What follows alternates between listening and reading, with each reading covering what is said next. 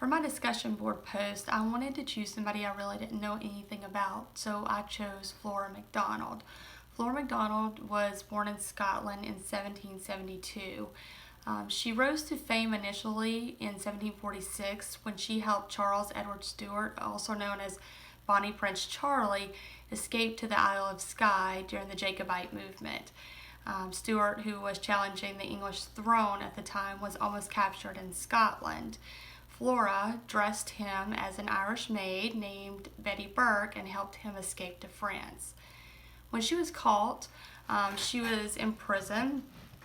That was the first show of her bravery, when she really refused to implicate others who had helped her in the escape.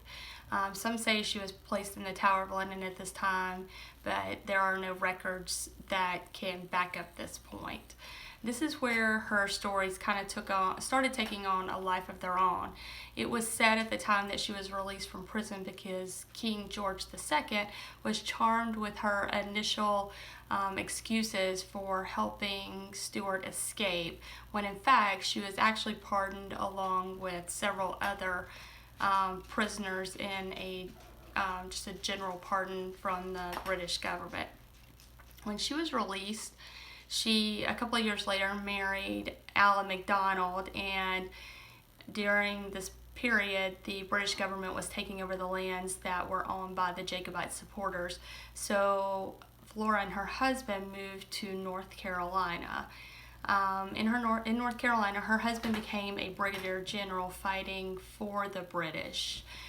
And with her reputation and previous shows of bravery, she was able to use that public persona to rally both Scottish and non-Scottish troops to fight for the British.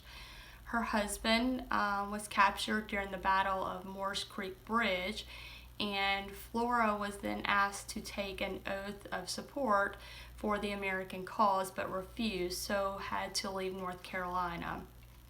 En route back to Scotland, the ship that she was on was intercepted by a group of pirates.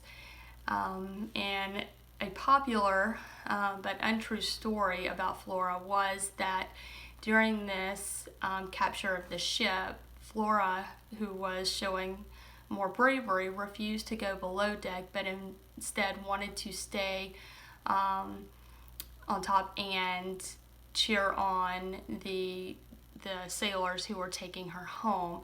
This is not a fact.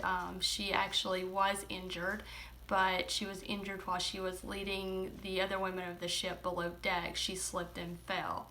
While there's no doubt that she was a brave and very influential person, the stories about her continued to grow into more of a legendary tale. It was also claimed that when she was buried wrapped in the sheet that Stuart had slept on during his escape. Her writings actually indicate that it wasn't her, that it was a family member that was. So similar to Betsy Ross, she did have influence and did provide support for soldiers during this time, but the stories tended to take on a life of their own and became something more of a legend and a myth than actual factual information.